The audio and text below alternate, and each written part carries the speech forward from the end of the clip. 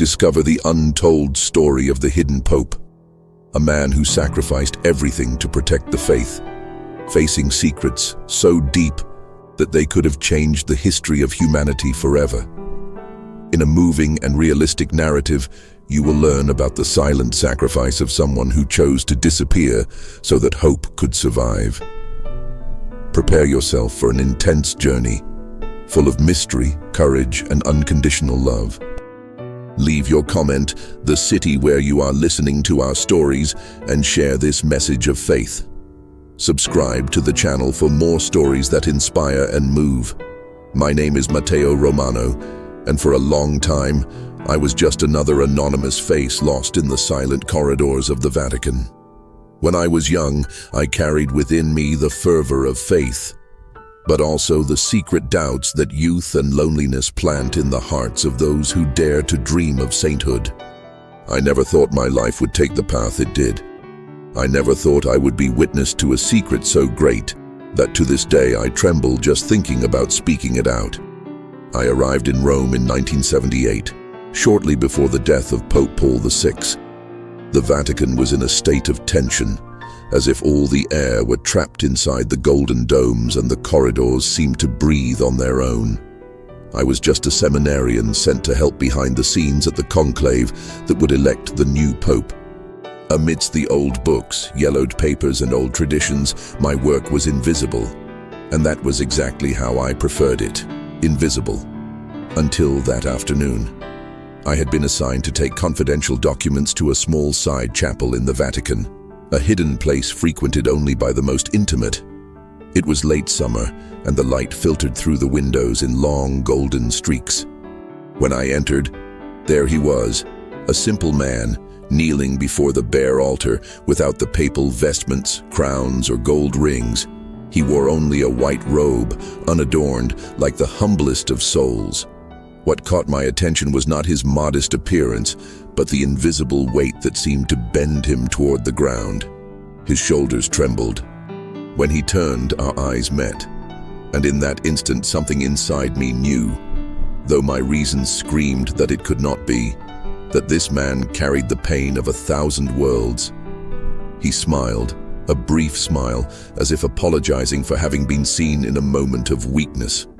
"You must be Matteo," he said, his voice tired but sweet as warm honey. I nodded, confused, unsure of how to respond.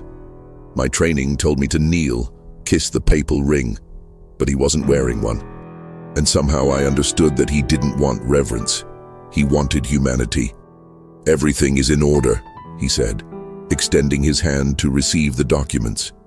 Sometimes God's paths pass through deserts where silence is the only prayer. I didn't know what to say. I handed over the papers, my hand shaking slightly, and stepped back. Before I could move away, he called out to me, "Matteo, have you ever wondered what would happen if a man was called to be a rock for the world, but inside him there was only quicksand?" I looked at him, unsure if it was a rhetorical question or a confession. He smiled again, that smile that seemed to carry the weight of centuries. "Don't worry, one day you'll understand." I left there with my heart beating wildly, trying to make sense of that brief conversation. In the days that followed, I saw that man several times, always alone, always in forgotten corners of the Vatican. Never in the main corridors, never in the grand halls. Like a shadow that moved discreetly among the foundations of faith. And then, the announcement came, "Habemus Papam." But the face that appeared on the golden balconies of St. Peter's Basilica was not the face I knew. It was another, a different man, younger, stronger, more politically prepared to face these troubled times. Confused, I looked for the man in the chapel in the following days. I discreetly asked the superiors, the other seminarians. No one knew who I was talking about. It was as if he had never existed. Until, one sultry morning, a letter appeared under the door of my accommodation. No sender, no stamp, just my name written in a firm, elegant handwriting. "Matteo, if you are reading this, it means that the time has come for you to know the truth." Come to the chapel of St. Michael at midnight. Don't tell anyone. My heart nearly jumped out of my chest. Fear and curiosity fought a silent battle as I impulsively decided to obey. As the clock struck 12, I walked along the ancient stones, my footsteps echoing in the slumbering corridors. St. Michael's Chapel was in a nearly abandoned wing where the broken stained glass windows cast ghostly shadows across the worn floor. He was there, waiting, sitting on a simple wooden bench, his head bowed forward as if praying without words. When he saw me, he waved for me to come closer. "Matteo," he began bluntly, "the world believes that the Pope is infallible. But there is a truth that few would bear to bear. Sometimes the chosen one is not the one crowned."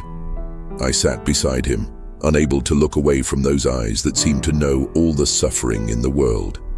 He then told me, in a low, unadorned voice, how he had been elected Pope in the conclave, how his heart trembled when he heard his name echo in the votes, how he felt the crushing responsibility that would come with the golden tiara and the red shoes. But he also told me how, in the darkness of internal negotiations, he had been persuaded, pressured, to resign before he had even been presented to the world. A silent agreement, forged in the shadows to preserve the unity of the Church. I accepted, he said, not because I was weak, but because the Church needed a face it could bear, not a spirit it feared. My throat closed. Never, in years of theological study and countless hours of prayer, had I heard a truth so brutal and yet so pure.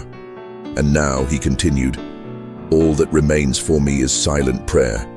Life in the gardens, work in the shadows. He laughed, a laugh that was more of a sob. I am the Pope who never existed for the books, but who still prays for every lost soul that passes through these walls. We remained in silence for long minutes. There, in that forgotten place in the world, I witnessed the truest presence of faith I had ever known. Before I left, he handed me a small reliquary. Inside was a letter sealed with an ancient seal and a rusty iron key. One day, Matteo, he said, when you feel that the world needs to remember that even the humblest of men can be the pillar of an immense faith, open the letter. And the key? I asked. He just smiled. It opens up something that not everyone is ready to see. My fingers closed over the reliquary with reverence, as if holding a fragment of something sacred. When I looked up, he was gone. I stood alone in the empty chapel, with the sound of my own heart echoing like a ritual drum. And it was at that moment that the chapel door creaked, and hurried footsteps invaded the darkness. Someone knew, someone was coming after me. The chapel door opened with a dull click, and I froze, the reliquary clutched to my chest as if to protect me. Footsteps echoed on the cold marble, hurried, determined. I tucked the reliquary inside my cassock, took a deep breath, and turned to face whatever was coming. It was Cardinal Lazzaro, a tall man with a face as hard as carved stone and eyes so cold they seemed to pierce through the skin and touch the soul. He looked at me as if weighing a soul in a scale. "Matteo," he said in a dry voice, "you shouldn't be here." I didn't try to explain. Any words would be useless in the face of the stony certainty in his eyes. He knew. Not everything, perhaps, but enough to understand that I now carried something forbidden. "Go back to your quarters," he ordered without raising his voice. "And if anyone asks, say you came to pray." I nodded, keeping my face neutral, but inside me, fear and distrust sprouted like weeds. I walked quickly out of the chapel, not looking back. Every hallway seemed darker, every shadow more menacing. That night I did not sleep. I lay on the small wooden bed, the reliquary clutched under my pillow, my eyes fixed on the cracked ceiling. The sealed letter seemed to burn against my skin, as if it carried not just words but entire destinies. Dawn brought little peace. I went about my daily tasks with a haze over my eyes, unable to focus on anything but the reliquary. And then, late in the afternoon, a note was discreetly placed under my soup bowl in the cafeteria. Today, after the 9th chime, Inner Gardens. There was no signature. There were no instructions. But I knew who it was. At the appointed time, with my heart pounding, I walked through the empty corridors toward the Inner Gardens. The trees cast long shadows on the stone floor, and the night breeze carried the sweet scent of magnolias. He was there, in the shade of an ancient olive tree, with the same serene and tired expression as always. "Matteo," he said softly, "I've come to say goodbye." My stomach turned. "But where to?" He smiled, that sad smile that seemed to carry centuries of resignation. "My time in this world is ending," he said simply. "Some truths cannot be carried forever in silence. They must be sown like seeds in winter, waiting for the right spring to bloom." He told me that his health was failing, that soon no one would remember him, either as a gardener or as a shadow. That time would erase him from the memory of men, but not from eternity. "Keep the truth," he said, his eyes so clear it was like looking straight into pure pain. "When you feel the world needs true hope, reveal it. Until then, be strong." I wanted to ask so much. I wanted to ask for instructions, details, guarantees. But the words died in my throat. I knew deep down that he wouldn't give me anything else, that now the burden was mine. He placed his hand on my shoulder in such a fatherly gesture that tears filled my eyes. "A true servant of God," he murmured, "is not measured by the crowns he wears, but by the crosses he accepts without being seen." And then, like the first time, he just disappeared. I stood there, under the olive tree, with the reliquary weighing heavily in my pocket and my soul crushed by the responsibility I now carried. And time passed. The Vatican followed its ancient rhythm like a gigantic clock that nothing can stop. Popes came and went. Conclaves were held, crowds acclaimed new leaders, and I remained in the shadows, slowly rising through the ecclesiastical hierarchy, always discreet, always obedient. But the reliquary never left me. I carried it with me everywhere, a constant reminder of a secret buried beneath centuries of tradition and silence. There were nights when, alone in my cell, I almost gave in to the temptation to open the letter, to break the seal and delve into the truth that had been entrusted to me.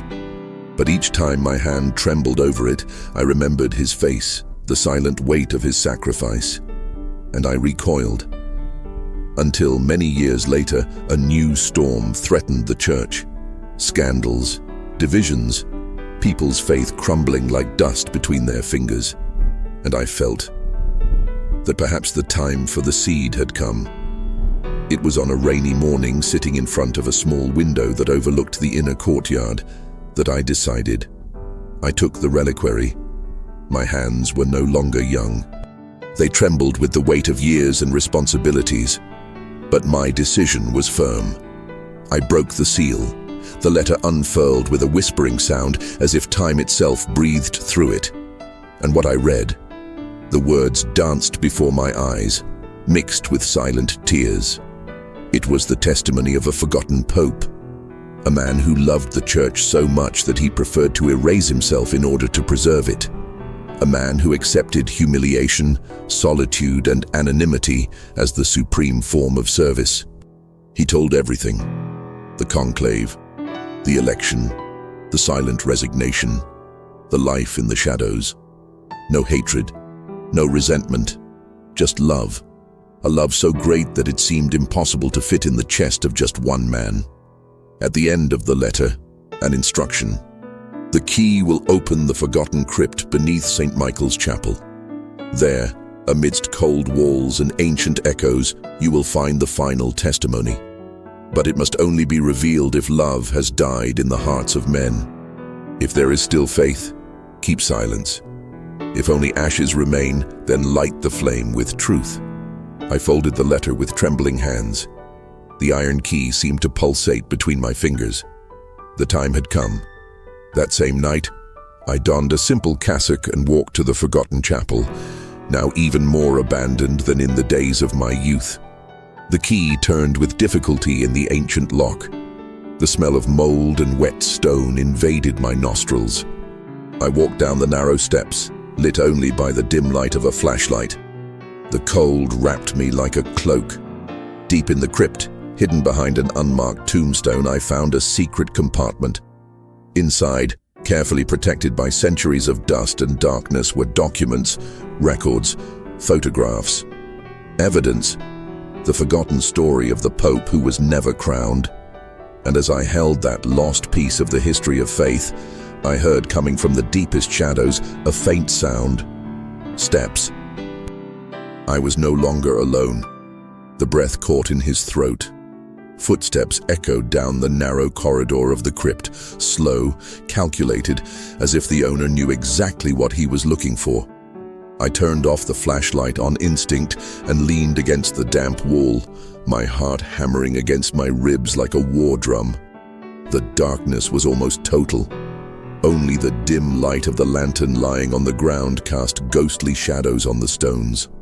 I held the documents tightly to my chest, as if I could protect them from the approaching unknown. The footsteps stopped. For a long moment, all I heard was the sound of my own blood buzzing in my ears. Then, a voice echoed in the darkness.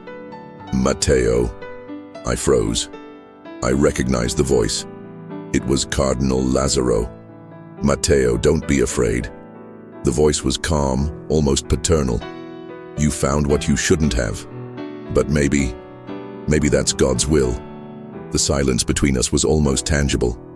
"Come," he said more softly. "No one needs to know what has been discovered. We can keep this secret together as brothers in faith." But inside me, something screamed. A primal instinct, a voice older than words, told me I couldn't trust. I let the darkness envelop me and slowly stepped back, feeling the cold walls scratch my cassock. Lazzaro didn't follow me. Maybe he knew that forcing the situation at that moment would only make things worse. I climbed back up the crypt steps like a man fleeing his own fate. When I emerged into the chapel, the night was still deep. I ran through the empty corridors, hiding the documents under my cassock, dodging the shadows that seemed denser than ever. Back in my room, I locked the door and held my breath. There was so much more there than I could comprehend. The reliquary, the letter, the documents, it all told a story of sacrifice and silence, but also of betrayal and power.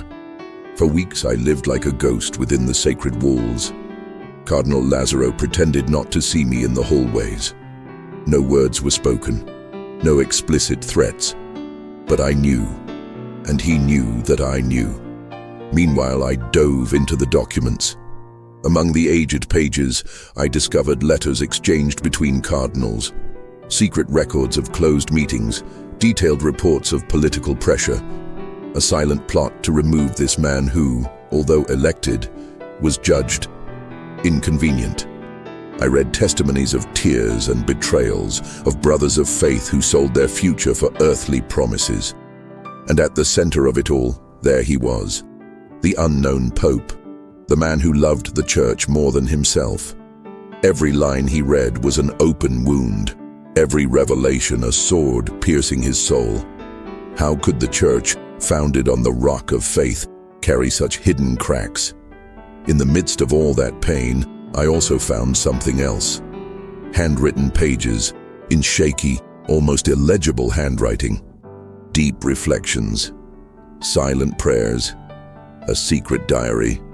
There, the hidden Pope poured out not his revolt, but his love, his hope that even in the deepest darkness the light would not be extinguished. I accepted invisibility so that the light would not go out. I accepted death in life so that faith would survive. May my name be forgotten, but may hope never die. I closed the diary with tears in my eyes. I knew what needed to be done, but he also knew the price. The year was now 2005. A new era was dawning. Technology was invading every aspect of life, and secrets that had been buried for centuries were more vulnerable than ever. I was no longer a young seminarian. I was a respected Monsignor, with access to chambers that few dared to enter. The opportunity arose on a grey afternoon during the organization of the Vatican's historical archives. With steady hands but a broken heart, I placed the original documents in one of the secret files, where only the purest and most determined eyes could one day find them. I didn't publish it. I didn't report it. I followed his last instruction. If there is still faith, keep silent. And I saw faith. Amidst the dust of corruption, I saw children kneeling in prayer. I saw mothers praying for their children. I saw men and women desperately searching for something to believe in. Love still lived. I kept the secret, and I also kept the flame. On today, sitting on the verge of old age, I watch the Vatican from a high, lonely window. I carry on my back decades of a weight that few could imagine, could free the world with the truth. Or I could trust once again that God's love is stronger than human failings. Each toll of the bell echoes as a reminder. And so I ask myself, will the world ever be ready to know the Pope who chose to die in life so that others could live in faith? I close my eyes, feeling the breeze touch my face. And I hear, far away, as if time itself were whispering, Matteo, the truth belongs to eternity. The doorbell rings. Someone knocks at the door. I bring my eyes back to reality, my heart racing for no apparent reason. When I open the door, I see a young seminarian with bright eyes and nervous hands holding an old envelope. Monsignor Romano, he asks, this letter is for you. My fingers tremble as I pick up the envelope. The seal, it's the same symbol forgotten for decades. The same seal of the man who hid in the gardens to protect the faith of the world. I tear the seal with trembling hands, and I read, Matteo, if this letter has reached you, it is because the time for the seed has ended. Now, it is time for the harvest. Show the world that even in the deepest shadows, the light of God never goes out. My eyes fill with tears. The time had come, and with it, the hope that the world would finally know the truth. But what I didn't know was that by revealing the hidden light, I would also awaken the shadows that had long slept in silence. I held the letter as if it might crumble into dust between my fingers. The words engraved there seemed to glow with a light of their own, as if each syllable had been written with the very essence of the faith this man had sacrificed everything to protect. But at the same time that hope was rekindled within me, a chill ran down my spine. Awakening the truth was also awakening ancient enemies. I closed the door slowly, with the young seminarian still standing outside, looking at me with a curiosity he didn't dare express. Thank you, I murmured, with a discreet nod. He hurried away, his footsteps echoing through the stone corridors. I returned to my small cell and closed the curtains, as if I could shield this moment from the outside world. I read the letter once more, savoring every word, feeling the weight and glory of what was being entrusted to me. The hidden Pope, even after death, still guided my steps. Now it was my responsibility. Now, I should light the flame. I spent days planning. I couldn't just publish the documents, I couldn't shout the truth from the top of a tower. The secret needed to be revealed in the same way he lived, with dignity, with respect, and with love. I decided I would start with something subtle, a little book, a simple narrative without scandals, without accusations, just telling the story of a man who loved faith more than himself. A story that spoke to the heart, not to the insatiable appetite for scandal.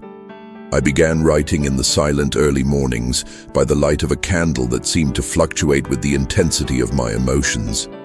Each line written was a fragment of the soul of that man I had promised to honor. I described the day I met him. The conversations in the gardens, the sealed letter, the hidden crypt, the weight of secrecy. I have not revealed names. I have not revealed dates. Just the essence. The truth behind the veil. But as the story took shape, I realized I was not alone. I felt eyes on me in the hallways. I received unexpected visits from former colleagues who pretended to be having trivial conversations, but whose eyes analyzed every detail around me. And one night, when I returned to my cell, I found the door ajar. Inside, everything seemed normal. But on the table, where he had left the partially written manuscript, lay a single object. An ancient, heavy, gold ring. The papal ring. The same thing that, according to tradition, should have been destroyed after the death of a pope. I trembled. It was a warning. Someone knew. And someone wanted to remind me that some secrets are protected even beyond death. Fear accompanied me like a faithful shadow. But the call was stronger. I finished the manuscript. I hid the original in a secret compartment under the floor of the chapel of St. Michael where it all began. I prepared encrypted copies, distributed to 3 absolutely trustworthy people, spread across different countries with clear instructions.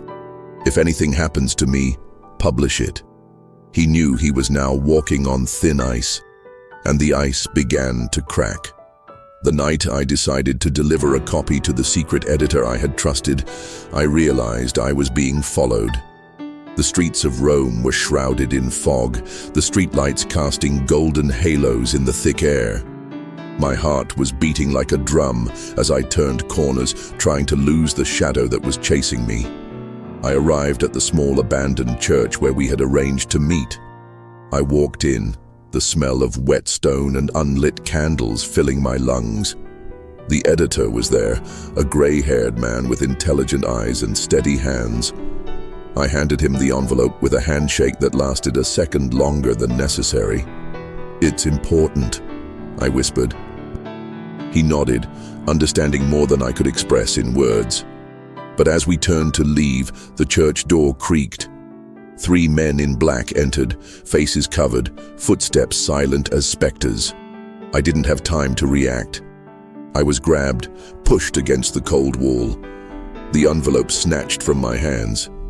The editor tried to intervene, but was brutally restrained.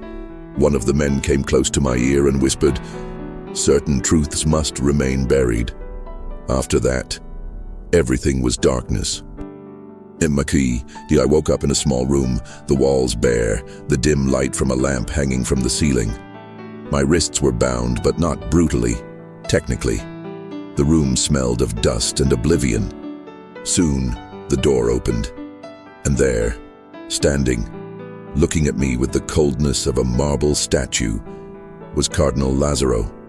"Matteo," he said, his voice filled with a sadness that seemed almost sincere. "You forced our hand." I tried to speak, but my throat was as dry as old paper. He walked towards me with slow steps, each tap of his silver staff echoing through the room. "It is not just about protecting the church," he continued, "but about protecting the fragile souls who could not bear to see its walls crumble." He bent down, getting to my height. "You must choose, Matteo. Silence or oblivion." The words hung in the air like poison. Silence or oblivion. I felt the weight of the decision crush my chest. Across the room, on a plain table, lay the torn envelope, the confiscated manuscript, and next to it, the reliquary I had sworn to protect. The next few hours were a blur, attempts at persuasion, veiled arguments, promises of protection, if I would give in. But every word they said pushed me further away from the idea of giving up. Each silent threat strengthened the flame that burned within me. The world needed to know. That man's sacrifice could not be forgotten. My own life was now irrelevant to this mission. Finally, on a cold, windy morning, I made my decision. Lazzaro's cold eyes and said in a firm voice, "I choose the truth." His eyes narrowed, and for a moment, I saw a flash of respect. or was it sadness? Before he turned and left, his black robes billowing behind him. I was alone in the room, alone, but free. I knew I would now pay the highest price. And I accepted. For him, by the unknown Pope, for the faith that survives even in the ruins of the world, for the love that even buried still shines beneath the ashes. But what I didn't know was that by choosing the truth, I was opening the door to an even greater secret. Something that not even the hidden Pope had dared to reveal. Something that could change not just the church, but the very heart of faith. The silence in the room was like lead. The door through which Cardinal Lazzaro had left remained ajar, swaying slightly in the draft that crept into the hallway. I knew that time was running out for me. There would be no second chance. With effort, I loosened the knots that held me back. The years had taught me patience, attention to small details. And now, everything depended on my ability to act quickly. My eyes fell again on the reliquary on the table. He seemed to glow softly in the dim light of the lamp, as if time itself was protecting him. I took it with firm hands, hiding it inside my cassock. Then I retrieved the torn manuscript, tucking the folded pages under my robe. He knew he couldn't escape through the main corridors. The ancient passages, forgotten even by the most senior Vatican servants, would be my only hope. I remembered old maps I had studied during my formative years, underground passages, service corridors, ventilation shafts. With my heart beating like a war drum, I slipped through the half-open door and plunged into the darkness of the corridors. Every step was a risk, every shadow a possible trap. But the mission was greater than the fear, faith was greater than doubt, and the truth was the only light capable of piercing that darkness. It took me hours to get out of the restricted ward. When I finally emerged into the outer gardens, dawn still covered the sky with a blanket of flickering stars. The cold air bit at her skin, but every breath was a victory. I walked in disguise through the silent gardens, passing by the dry fountains, by the sculptures worn by time. Each step took me further away from the silent prison they had prepared for me, and closer to the promise I had made. As he progressed, the memories of that first conversation with the hidden Pope came back, vivid as fire. Every cross carried in secret is a star lit in the invisible sky of faith. His words echoed in my mind like a chant. I arrived at the side gate of the Vatican, where only a few guards were patrolling. I lowered my head, the hood of my cassock hiding my face. I passed by unnoticed, like a shadow among shadows. Once outside the sacred walls, I ran through the silent streets of Rome, ignoring the pain in my legs, ignoring the deadly fatigue that threatened to overwhelm me. I knew where I needed to go. The destination was the small church of San Bartolomeo to the Isle, a church forgotten by the rush of tourists, but venerated by those who still believed that miracles could happen in silence. There, an old friend was waiting, Father Antonio, a simple man with calloused hands and eyes that carried the firmness of those who know that faith is forged in suffering. When I arrived, I knocked on the back door with the sequence of knocks that we had agreed on in our secret meetings years ago. The door opened slowly. Antonio's eyes flashed with surprise and alarm as he saw me, dirty, panting, holding the reliquary as if it were a fragile treasure. "Come in, Matteo," he said, pulling me inside urgently. The church was empty except for the dim light of a few candles flickering before the altar. I sank down onto one of the benches, trying to catch my breath. I handed him the torn manuscript, the reliquary, the letter from the hidden Pope. He read silently, his face hardening with each line. When he finished, he looked up at me. "Are you sure this is the right time?" The question echoed in the empty ship, and in my heart. I thought of the centuries of silent faith. I thought of the souls that would be lost if hope were completely erased.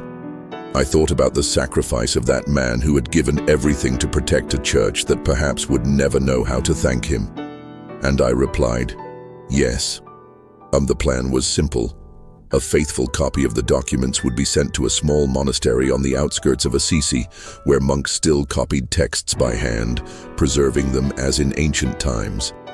From there, they would be distributed discreetly, not as a scandal, not as a headline, but as a silent testimony, a seed of truth planted in the right hearts. Antonio agreed. "We will act in faith," he said, blessing the documents with a slow gesture of his calloused hand. We spent the night preparing the packages.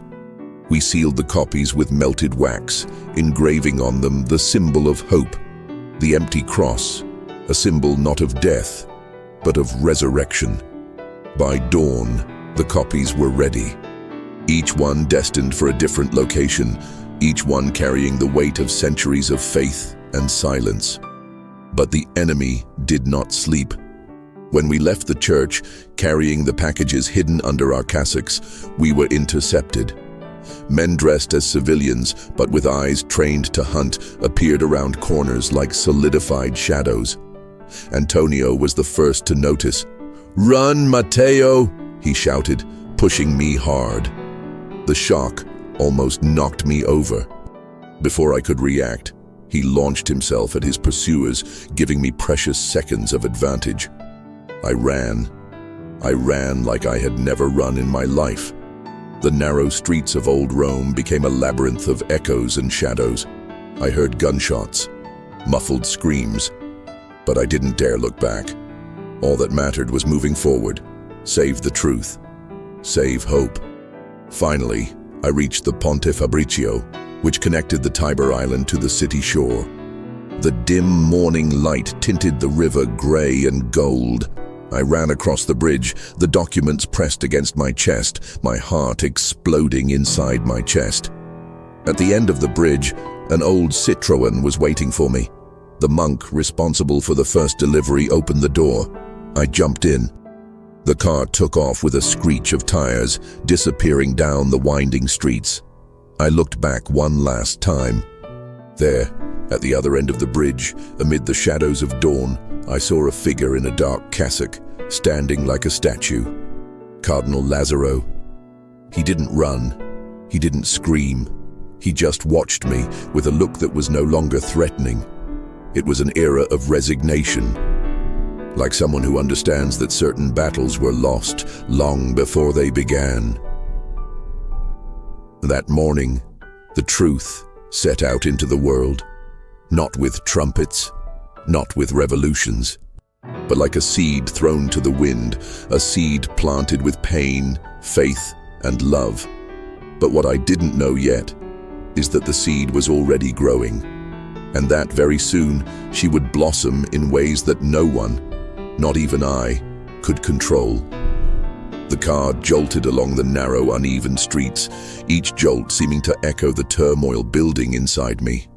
The manuscript, the reliquary, the letter, all protected beneath my cloak, pulsed like living organisms, carrying not just words, but destinies. The old monk driving beside me didn't say a word. His expression was one of absolute serenity, as if he understood, better than I, the silent magnitude of what we were doing.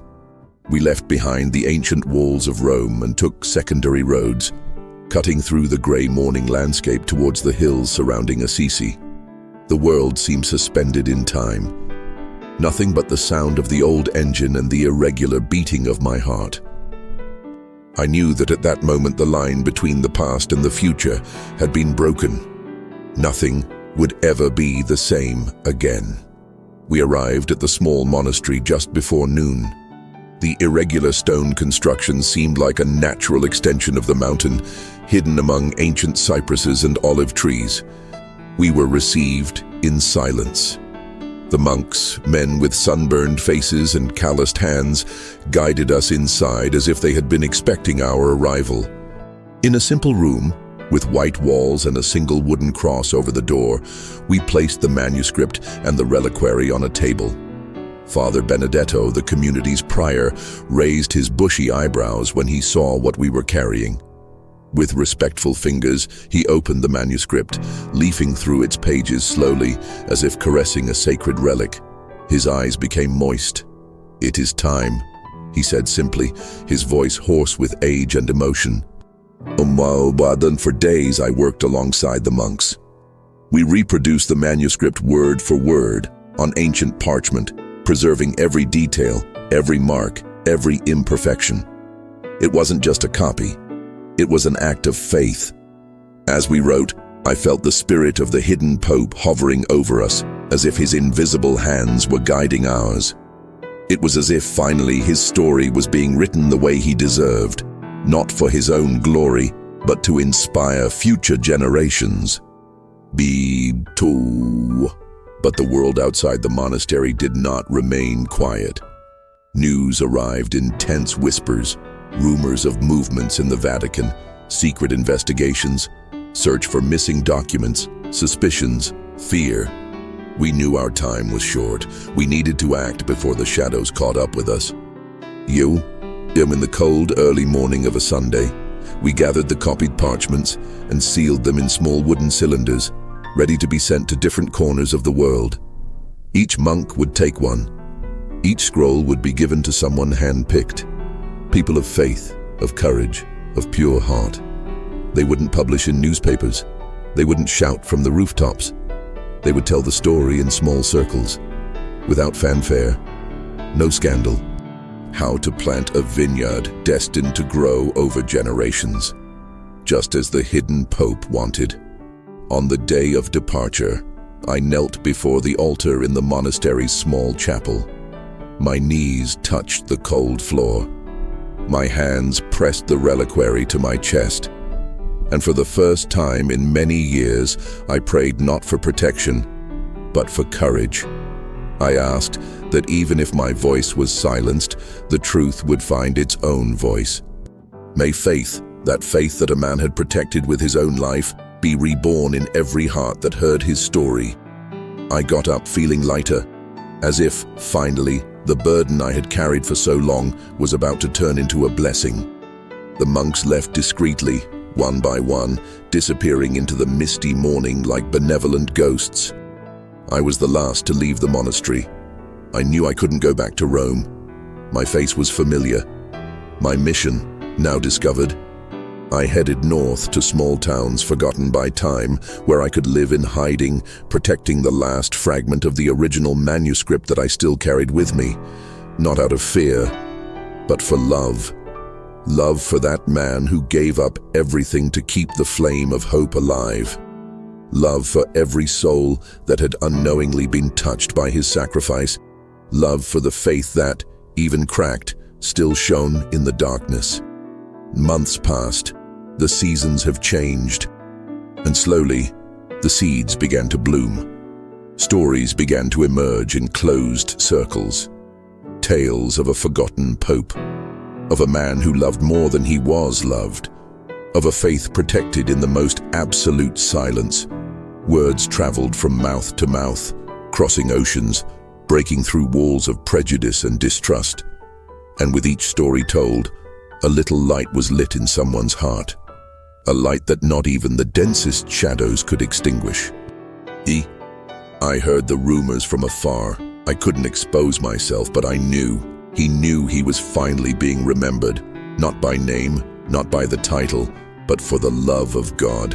And that was what he had always wanted. On a cold winter night, sitting before a crackling fire, I opened the locket one last time.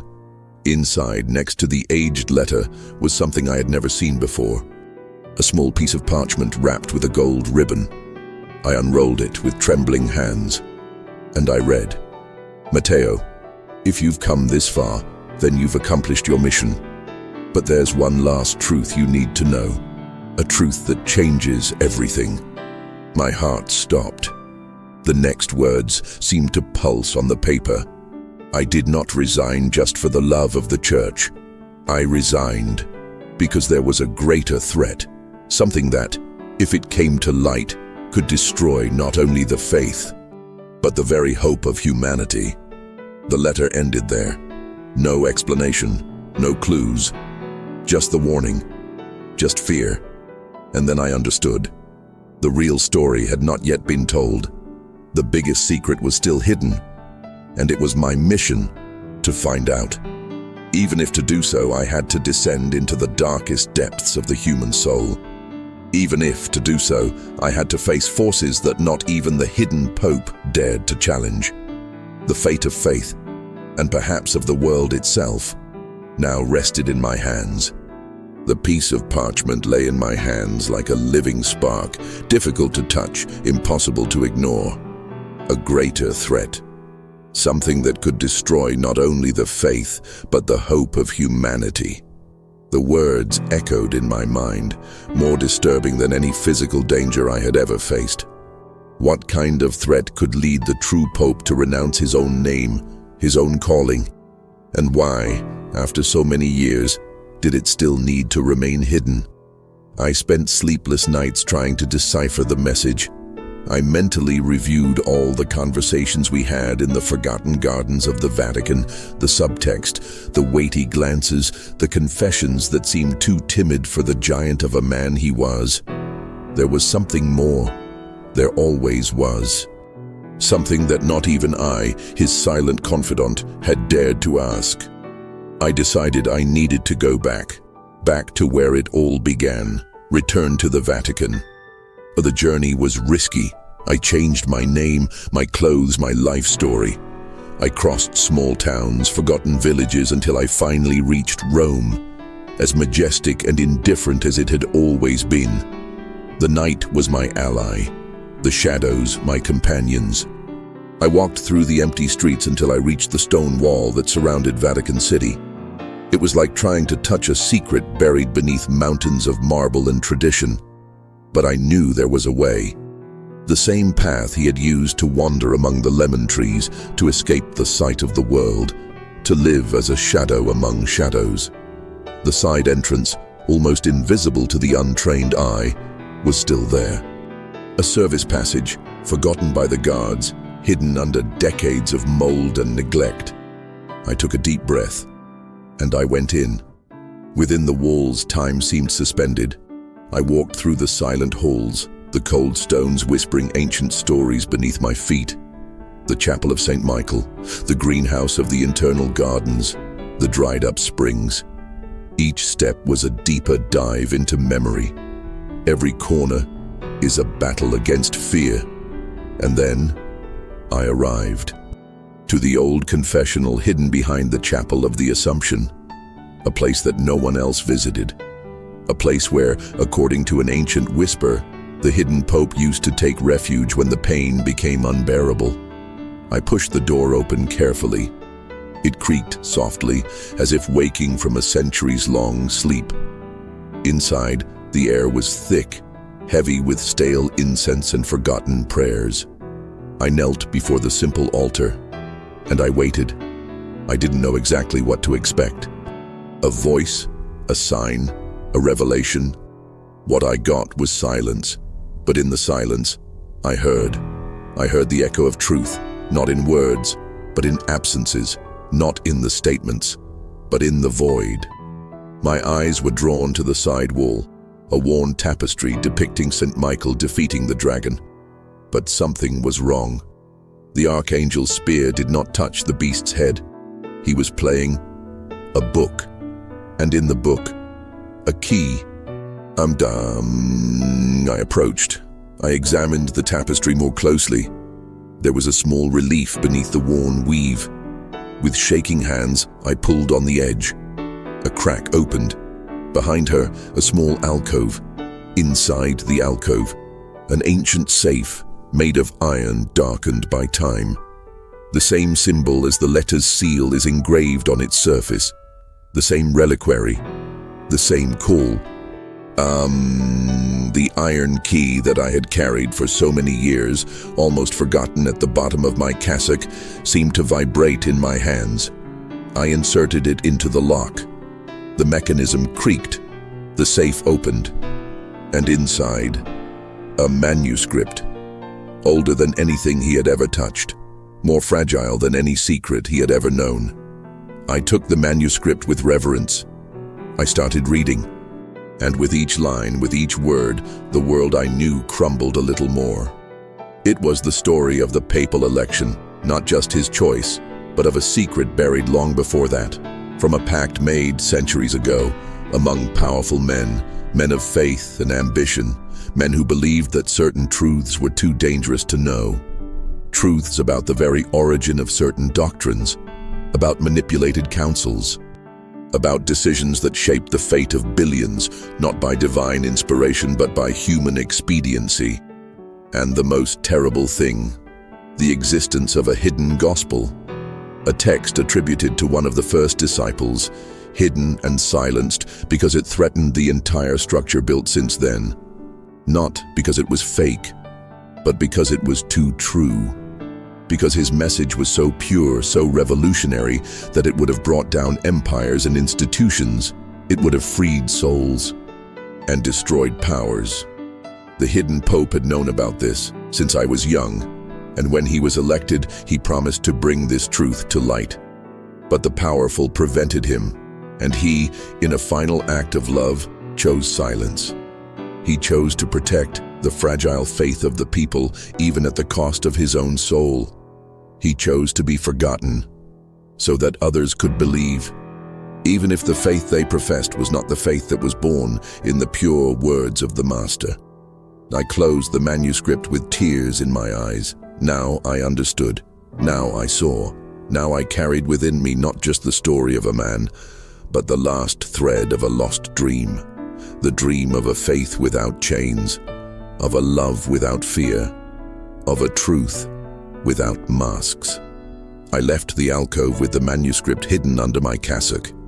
He knew that if he was discovered, there would be no mercy. But I also knew that if I didn't do something, that truth would be buried forever. The world needed to know, not through scandals, not through hate, but through love. Of the love he lived, of the love he died carrying, of the love that, even forgotten, still shone like a hidden star in the sky of humanity. As I walked back through the shadows of the Vatican, the reliquary pulsing against my chest, I knew the real story was just beginning, and that to fulfill it, I would have to face not only men, but fear itself, and the doubt itself, and perhaps the silence of God himself. But it was ready, for him, for us, for all that could still blossom, if we had enough courage to believe. The manuscript weighed more than any stone I had ever carried, not in bulk, but in destiny. Every line, every word written on that ancient parchment carried centuries of aborted hope, of stifled dreams, of truths hidden in the darkest folds of human history. I walked like a fugitive within the sacred city, but inside me, I was a pilgrim, a man driven not by the search for glory, nor by revolt, but by a mission that surpassed comprehension. It was love. The same love that the hidden pope had cultivated in secret until his last breath. The same love that now moved me. I left the Vatican before sunrise. The sky was a tapestry of grey and purple, as if the firmament itself carried the weight of what was about to happen. I met Antonio in a small cafe hidden in the alleys of Trastevere, disguised among anonymous faces under the thin fog that covered the streets. He looked at me with concern, but when I placed the manuscript on the table between us and he felt the invisible weight of truth, there were no questions, just a silent nod. "Let's do what's right," he said, "not to destroy, but to heal." And we decided we wouldn't publish it. We wouldn't scream. We would not make truth a weapon. It was much bigger than that. We decided to plant the truth, like someone planting a tree that would only blossom many generations later, in small circles, in silent communities, in hearts willing to listen, not with the ears, but with the soul. For months, we traveled in secret, from Assisi to Santiago de Compostela, from Chartres to small monasteries hidden in the mountains of Greece. We carried copies of the manuscript, reverently translated, hidden inside ordinary books, sewn into the covers of old hymnals. We distributed the seed in silence, and we saw eyes open, we saw hearts warm, we saw faith reborn, not in imposing structures of stone and gold, but in the shy gazes of simple men and women who were beginning to understand what love really meant. Love, no fear, no chains, no masks. The years passed. Time, that old patient sculptor, has been erasing the visible marks of our journey. My hair turned white, my hands trembling.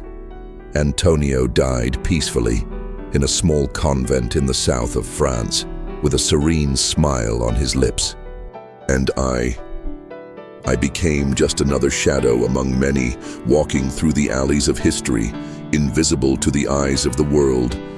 But inside me, the flame never went out, because the story of that forgotten pope, that gardener of souls, that man who renounced himself for love, that story was alive, it was pulsating, it grew, transformed. Oh, today, sitting on a small balcony lost in the Tuscan countryside, I write these last words. Not for me, but for you, who one day will find this testimony. Know that the world we live in, with all its pain and contradictions, has often been sustained by silent heroes, men and women who preferred to disappear so that hope would survive. Men like that unknown pope, who carried the weight of a secret greater than any crown, who renounced power to protect the faith, who chose the shadow so that we could walk in the light. Oui. And if one day, while walking through the streets of Rome, you pass by the forgotten gardens of the Vatican, if you hear the whisper of the wind among the trees, if you smell the sweet aroma of old lemon trees, close your eyes, listen. Perhaps in the silence you will hear the soft laughter of a gardener, the silent prayer of a faceless man, the indestructible hope of a faith that not even the darkness could erase. And then you will know that He is still there, that He still prays for us, that love, true love, never dies, it never goes away, it is never forgotten, it just blooms in places where we least expect it, just like the invisible seed of a giant tree, just like faith, just like light, just like Him forever. If this story touched your heart, leave your comment and share this message of faith. End.